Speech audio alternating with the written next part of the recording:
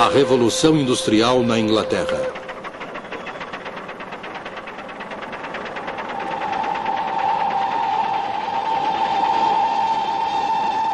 Um filme da Enciclopédia Britânica. Versão brasileira, Álamo.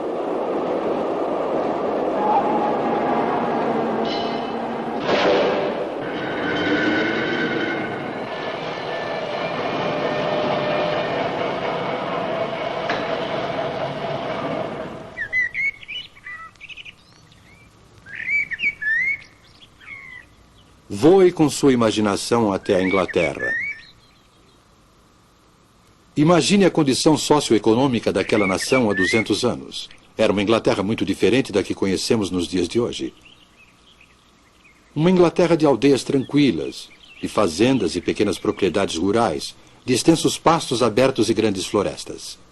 Muitas regiões haviam evoluído pouco desde a Idade Média. A maior parte da população dedicava-se à lavoura ou exercia outras atividades rurais. O padrão de vida era baixo. As fazendas eram pequenas e as técnicas de cultivo eram rudimentares. O ciclo de culturas era quase desconhecido, assim como desconhecidas eram as técnicas de aumento de produção de alimentos. Havia pouca coisa para os carneiros comerem durante o inverno. Só o que Deus mandava para eles. A maioria morria.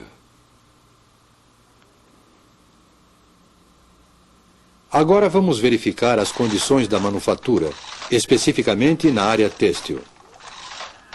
Naquela época, a manufatura de lã era o grande alicerce da prosperidade inglesa. Em todas as casas, encontrava-se uma roda de fiar, e em todas as aldeias, um tear manual. Esse método de manufatura foi denominado sistema doméstico.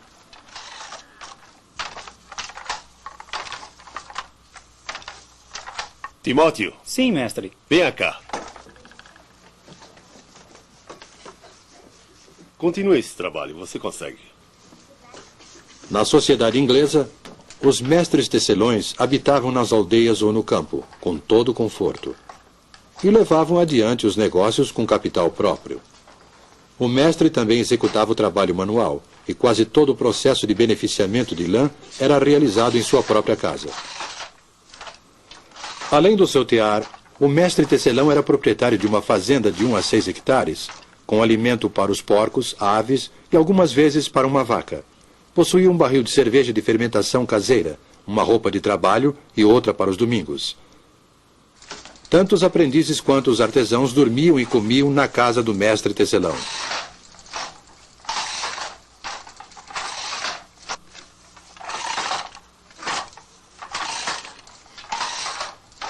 Mantenha o movimento firme, rapaz. Estou tentando, mestre, estou tentando. Claro, eu estou vendo seu esforço. Os mestres e os seus empregados eram geralmente ligados pela afeição, a ponto de não desejarem se separar. Os mestres pensavam que era obrigação deles manter os seus homens, inclusive quando os negócios não corriam de forma satisfatória. Consequentemente, um trabalhador vivia e morria no mesmo local onde havia nascido. O mestre e sua família produziam eles próprios quase todos os produtos que consumiam. Ned?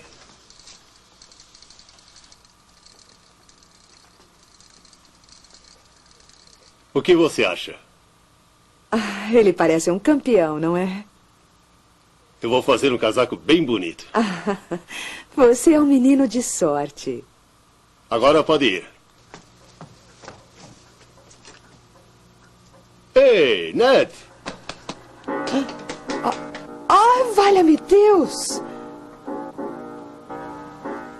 Eles cultivavam na fazenda os cereais que os alimentavam, manufaturavam o tecido de lã com que se vestiam e satisfaziam as demais necessidades com o produto da venda do tecido por eles manufaturado.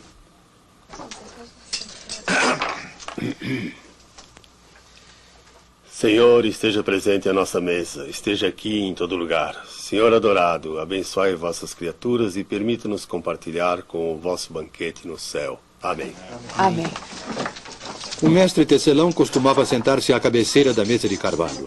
Rodeado pela sua família e seus empregados, ele rezava a oração de ação de graças, servia o pão e o purê.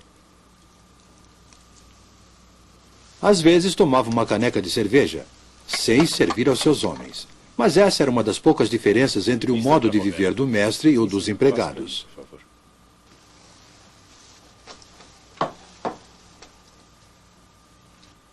Há muito ainda para você aprender na arte da tecelagem. O pagamento é muito pouco para o aprendiz. Dinheiro não é uma coisa boa no bolso dos jovens. Na realidade, havia um aspecto muito desagradável no relacionamento entre o mestre tecelão e os trabalhadores. Existia, por exemplo, uma lei do governo proibindo aos trabalhadores de fazerem greve para reivindicar aumento salarial. Fizeram uma greve no inverno passado, mas a paralisação cessou por causa da repressão.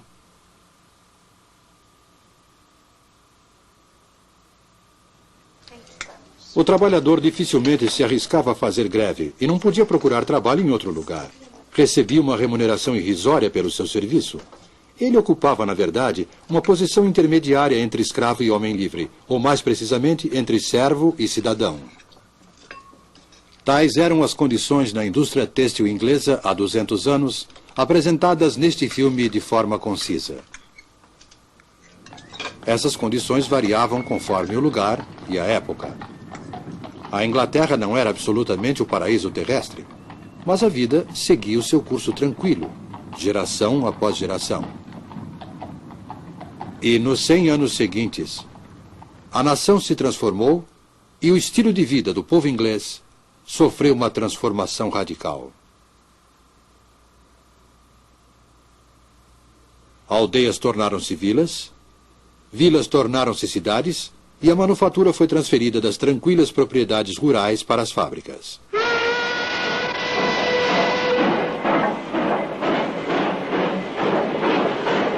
Essa transformação é chamada de Revolução Industrial. Podemos dizer, sem correr o risco de simplificar demais, que 3 tipos de máquinas destruíram o velho mundo e construíram o novo. A primeira foi a máquina de fiação. A segunda, o tear mecânico. E a terceira, o motor a vapor.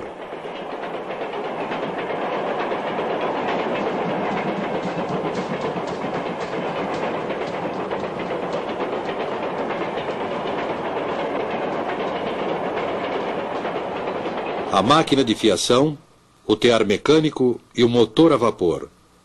3 instrumentos que, juntamente com outras máquinas, transformaram o mundo. Desde os tempos primitivos, o homem vem fabricando e utilizando instrumentos. O instrumento executa um trabalho pequeno, visto que os músculos do trabalhador fornecem a força e o seu cérebro a habilidade. Séculos e séculos de fabricação e de utilização de máquinas. No ano de 1765, há mais de 200 anos...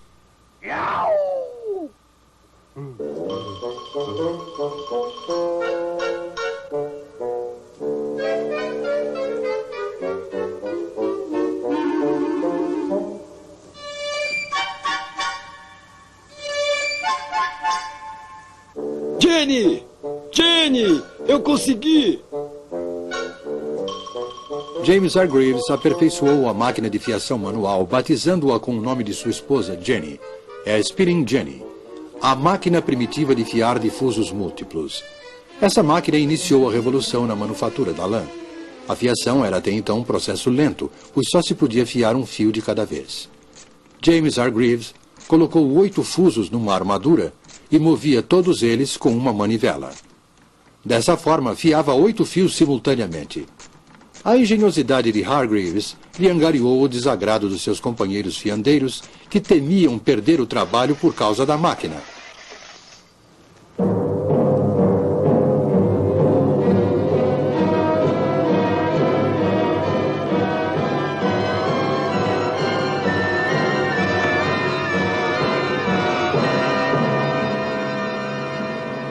Mas Hargreaves não desistiu do seu empreendimento. E logo depois desenvolveu uma outra máquina que fiava 16 fios ao mesmo tempo. Uma criança podia, ao girar a manivela desta máquina, realizar o trabalho que antes era executado por mais de 100 homens. Ninguém conseguiria mudar o curso da história, pois uma descoberta iria inevitavelmente abrir caminho para outra. Em 1784, a população de Godby Marwood, uma pequena aldeia na região central do país, estava inquieta em virtude do que acontecia na casa do ministro da aldeia, o reverendo Edmund Cartwright.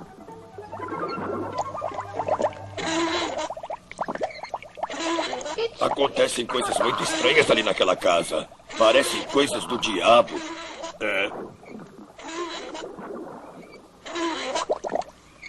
Segundo seus vizinhos, o reverendo não era um homem bom. Acreditavam que ele praticava bruxaria. Mas tais temores eram infundados.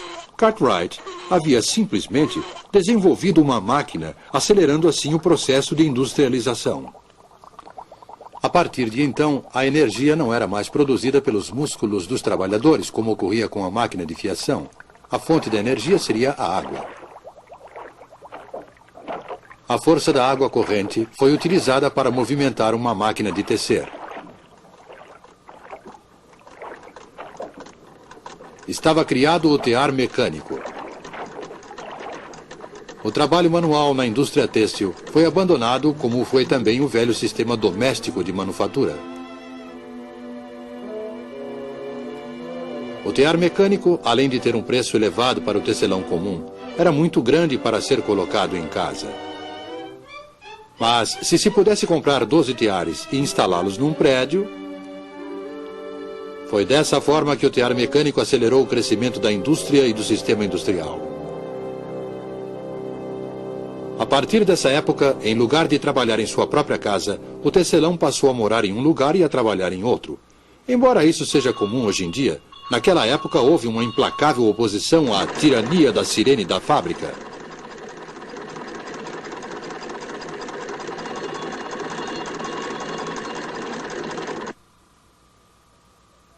Houve tempos em que eu tinha vontade de jogar as minhas lançadeiras no chão. Mas a máquina que daria o maior impulso à Revolução Industrial ainda estava por vir.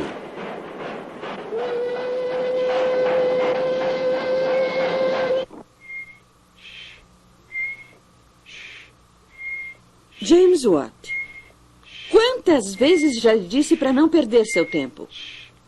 Você não servirá para nada, menino. Não estou perdendo tempo, mãe. Eu estou inventando uma coisa. Inventando uma coisa? O que você está fazendo, menino? Nada demais, mãe. Ainda não tenho certeza, mas acho que é o motor a vapor.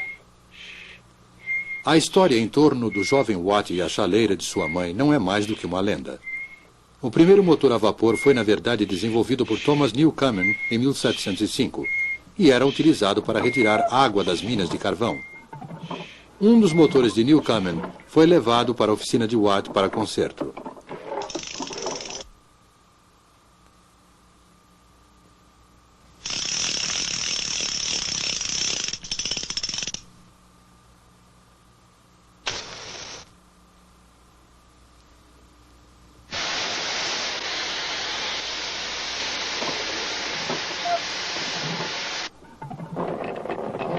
James Watt empenhou-se nesse trabalho e, por volta de 1781, aperfeiçoou o motor, convertendo-o em grande fonte de força. Essa era uma força barata e podia ser utilizada para dar movimento a todos os tipos de máquina.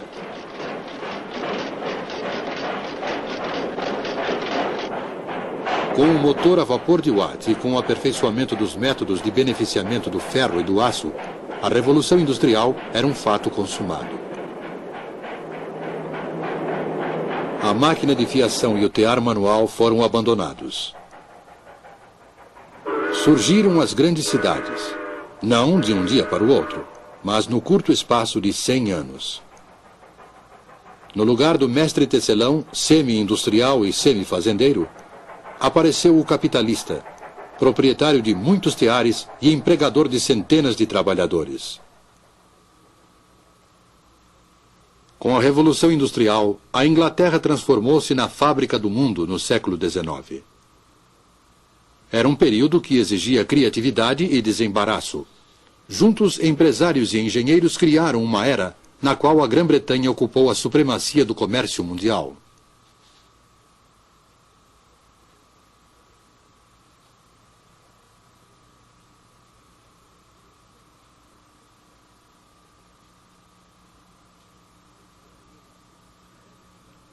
Parecia haver motivos suficientes para grande otimismo. Ser um inglês no início do século XIX significava ter acesso, se fosse um inglês rico, a todas as comodidades e prazeres que o mundo podia oferecer. E a grande massa da população? A maior parte da população caía cada vez mais na indigência e na miséria.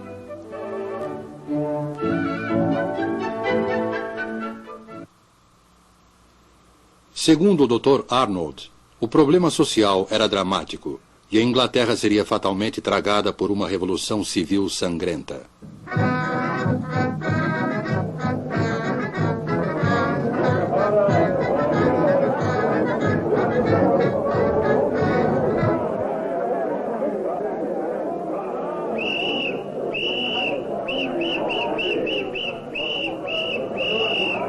Apesar de todos os distúrbios e tumultos, os quais sempre ficaram limitados a determinadas áreas, a tão esperada e temida Revolução Sangrenta não aconteceu na Inglaterra como acontecera na França. E isso por dois motivos principais. O primeiro foi a reforma. Durante anos houve muito debate público pela reforma dos males sociais causados pela Revolução Industrial. Em 1842, o Parlamento aprovou a primeira de uma longa série de reformas. A Lei das Minas. Determinou que, a partir daquela data, o trabalho de mulheres e crianças menores de 10 anos nas minas de carvão estava proibido. Em 1847, a Lei das 10 Horas. A jornada de trabalho de mulheres e crianças na indústria têxtil não deveria ser superior a 10 horas.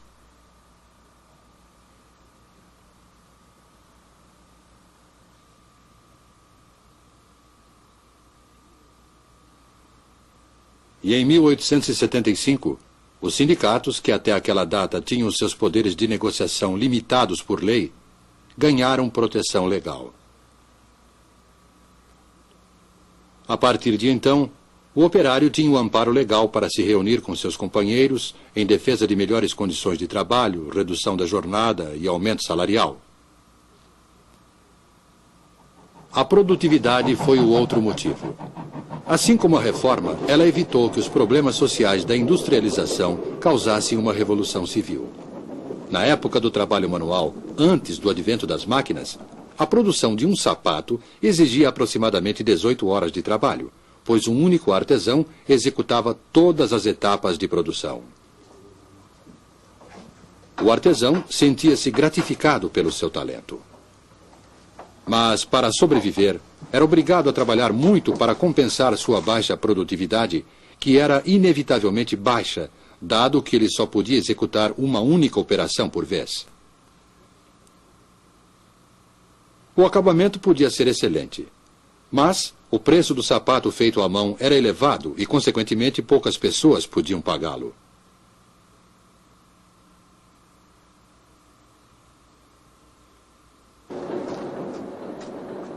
Com o advento da máquina, a produtividade dos trabalhadores cresceu espantosamente. Implementou-se a divisão do trabalho. Do beneficiamento do couro até o produto acabado, cada operário executava somente uma operação, repetindo-a várias vezes.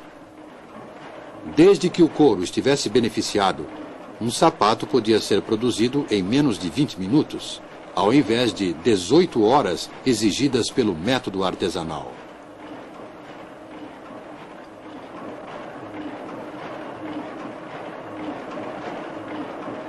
Dessa forma, cada homem produzia mais graças à máquina, e sua produtividade cresceu. As horas de trabalho em toda a indústria foram diminuídas.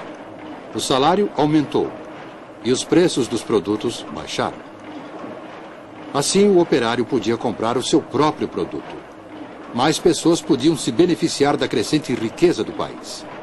Essa foi a promessa da máquina e da Revolução Industrial. É verdade que essa promessa ainda não se cumpriu inteiramente. Mesmo assim, é uma promessa de benefícios materiais para todos.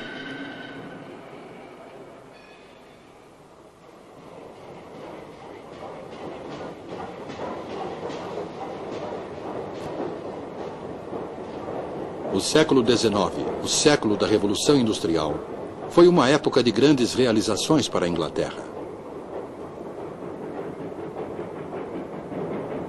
Uma nação de economia agrícola, com uma grande manufatura de lã, transformou-se em uma nação industrial, de engenheiros, de minas de carvão, de empresas siderúrgicas e de fábricas. Essa transformação da economia causou muito sofrimento para a classe operária. Mas, por outro lado, em um período muito curto, a Inglaterra tornou-se o maior exportador de produtos.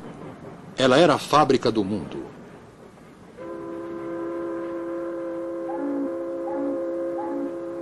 Além de exportar locomotivas, motores a vapor, têxteis e outros produtos acabados, talvez o que mais a Inglaterra exportou foi a industrialização. Dessa ilha separada da Europa pelo oceano, a Revolução Industrial se espalhou, levando para o mundo os grandes problemas, assim como os benefícios materiais da moderna civilização industrial.